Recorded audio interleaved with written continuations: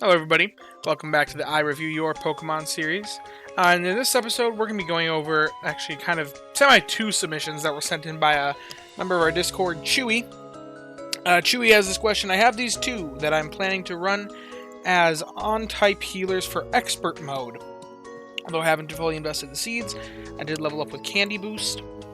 And while neither would be ideal for regular mode because Energizing Cheer or the Palomoth has no skill trigger, I think they are both made more effective with the Expert Mode skill and Berry Boost that give them a use case over my Help bonus skill trigger and Careful Gardevoir when the Berry type and bonuses line up.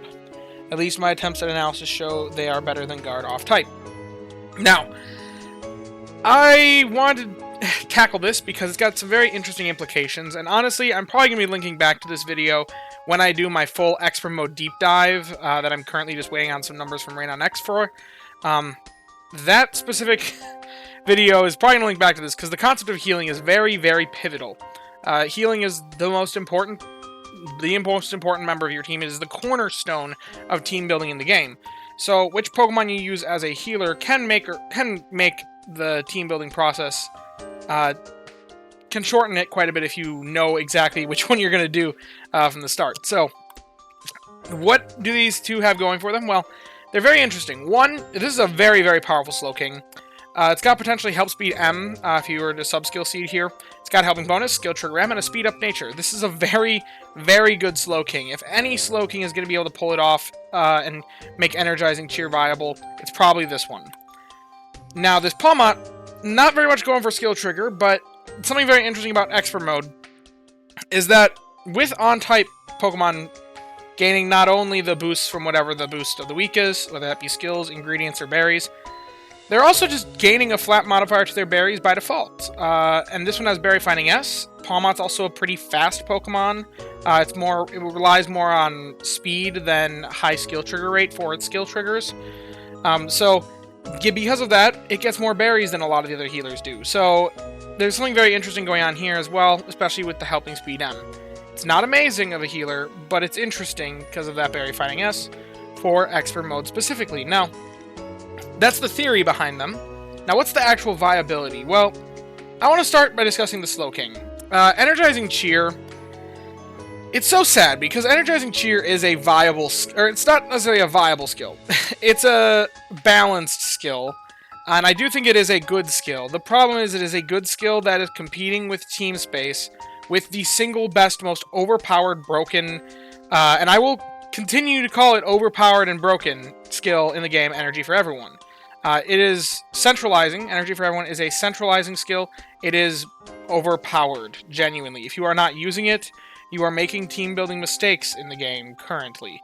And honestly, I hate to break it to you, Chewy, but I think that continues even into Expert Mode. And just to explain why, I've done some analysis. Now, if you look at Rain on X's energy curve analysis, now by default, it's pretty difficult to actually quantify just how much value Energizing Cheer is giving the Pokemon, because it says 384 versus 95. Well, you could multiply this by 5 to figure out the exact amount that it's applying to each, to the total team, because that's what this is actually giving. 384 times, well, it's across 5 Pokemon, so...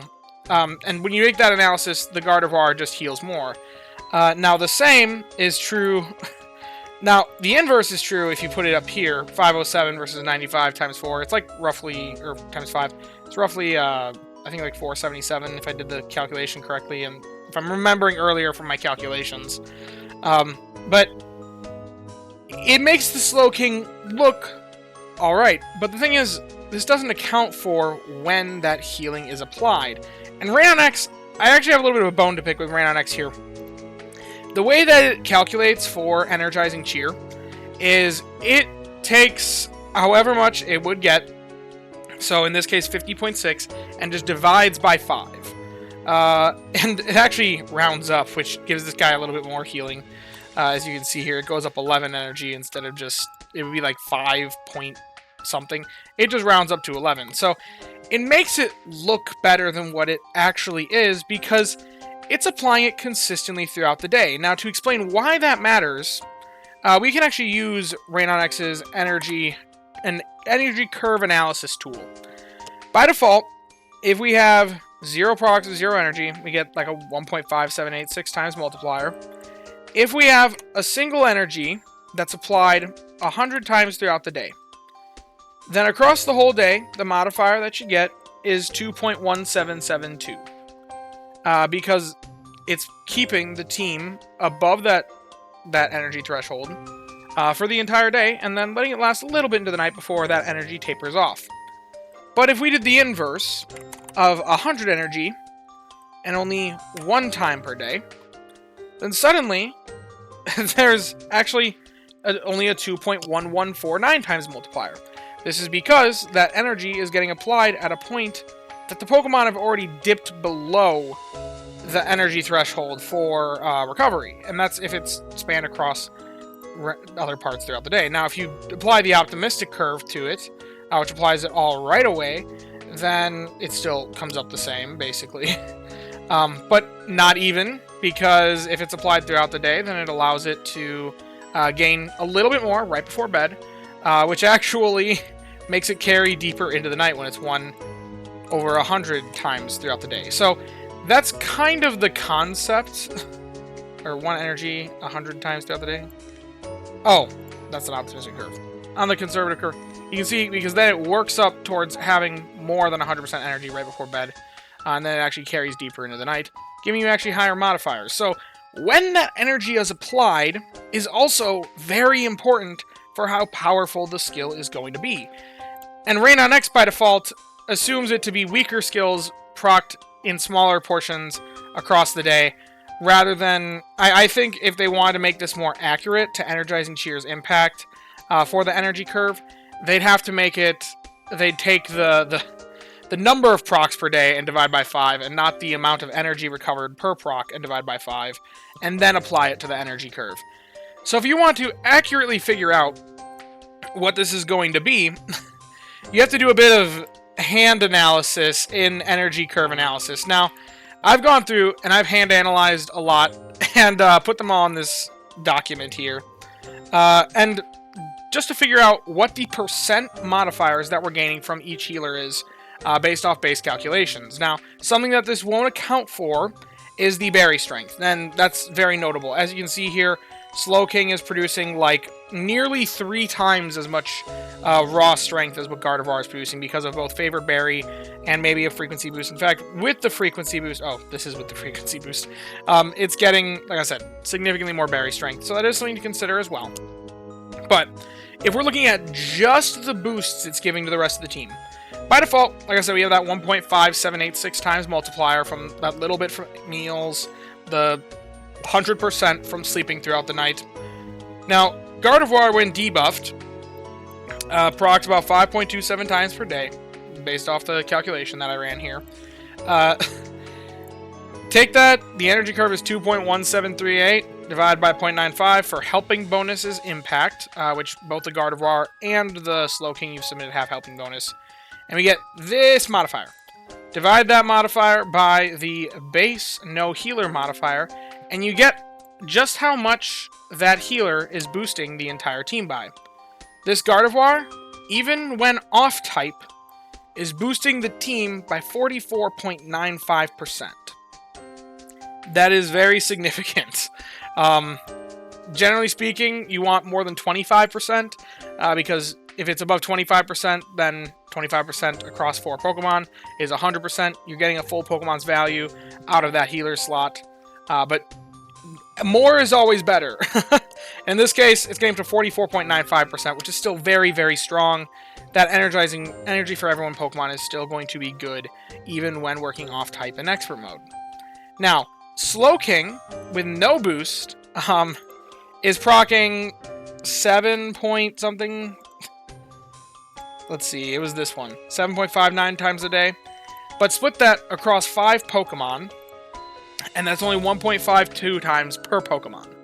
So, on average, applying this energy curve to them, and doing that all that same math, we're getting a 36.24% boost. Now, this is a bit unfair to Slowking, though, because it could proc at the very start of the day, or the middle of the day, how this is predicting. So, we could go for an optimistic curve instead.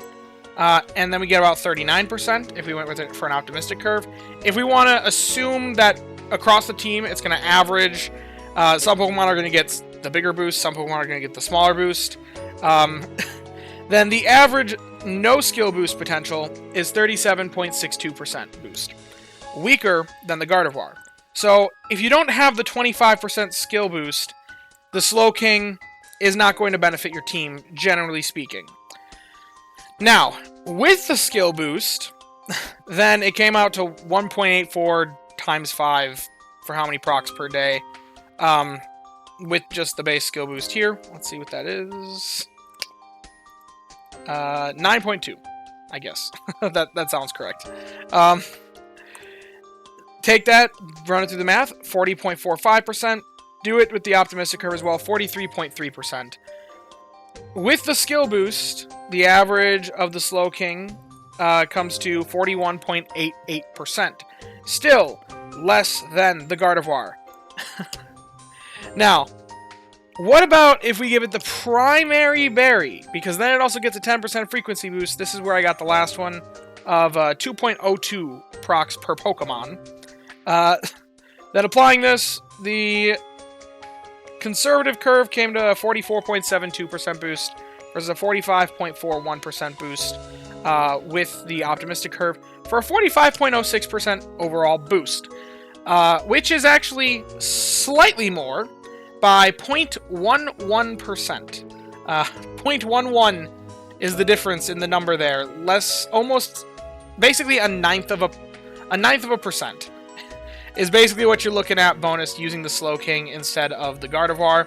And that's assuming that it never hits the same Pokemon twice in a row, wasting energy. That's assuming that no Pokemon is waiting until after midday to proc, and all of them are procking in this first half of the day. If they go later, then the energy impact is actually going to be weaker. That's making a lot of assumptions on the Slowking's behalf. That's also assuming that the energy curve that's applied to the Slowking itself is its own faulty Rain on X setting for skill productivity.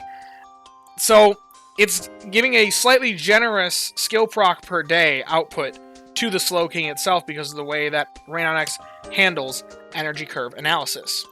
This isn't to say that the skill is bad. In fact, it's actually coming to be about the same as your off-type Gardevoir. I'd say, in all intents and purposes, it's the same.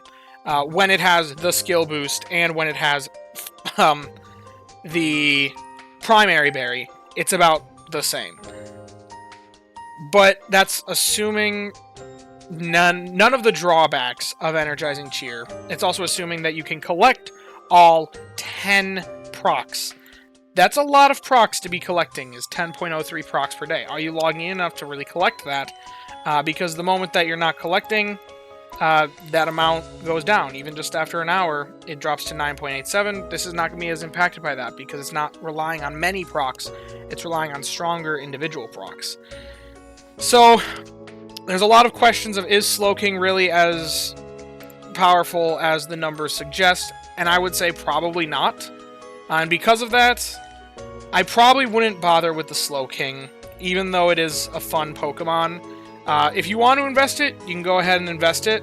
I think it will work. It'll be viable in Expert Mode when Water Berry is favored. But I think you're just going to have a better time just using Gardevoir rather than using Gardevoir off-type rather than trying to work around Energizing Cheer. Because it is that... unfortunately, it is a good skill, but it's competing with the best skill. And the best skill is so good that even off-type, it still somewhat shadows the good skill. Now, the Palomoth is also a very interesting good discussion. I didn't have to do this whole energy curve analysis thing for it because it's actually treated fairly, just like Energy for Everyone is. Because Rain on X is much more designed to handle energy for everyone, since that's what everyone uses anyway. So the comparison more is now berries. Because Palomoth, it's way weaker for procs. I mean, you can see that even if I gave it the favored berry, if I made it the main berry, you can see here, it's still proccing less than the Gardevoir is off-type. So, the Palomoth is not going to be reliably healing the team more so than the Gardevoir off-type. But what the Palomoth's doing is, where I said you can kind of write it off with the Slowbro, or the Slowking, with Berry Strength and Ingredient Strength, you can't really do that with the Palomoth, because it's got Berry Finding S, which doubles the Berry Strength, and also it's a faster Pokemon by default.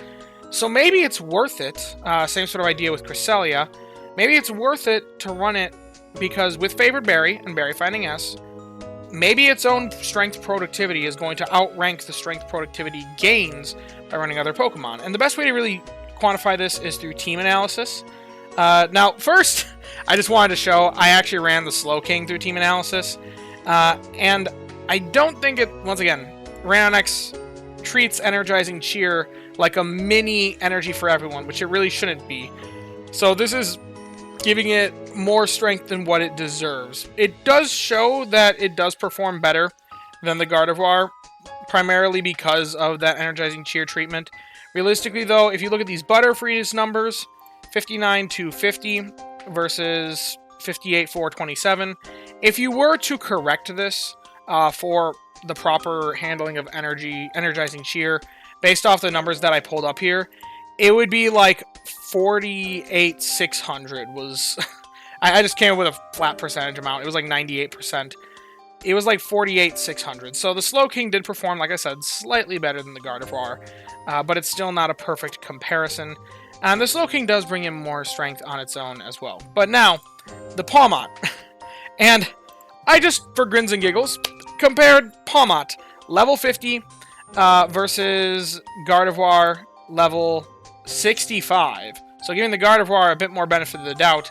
If you've had it for longer, you've invested it for longer, maybe it's a higher level. And I even put it up against level 65 Berry Finders, because the Gardevoir should theoretically do better when the other Pokemon on the team are better than the Palomoth, like better comparatively. Because Gardevoir is going to have more strength through boosting the rest of the team. Palomoth itself has its strength focused and centralized.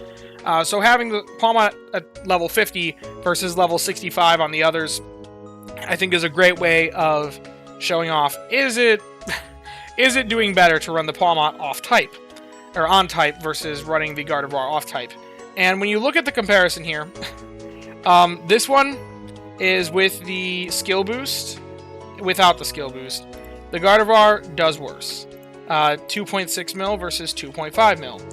Now with the berry boost, even though the Gardevoir comes closer because it's now boosting stronger berry finders that are even made more powerful by the thing, because the Palomoth's berries itself are boosted further with the 2.5 times boost, it actually still does better with like roughly 3.02 mil versus 3.95 mil. So Palomoth still better with berry boost, better with skill boost than even when the Gardevoir is at level 65.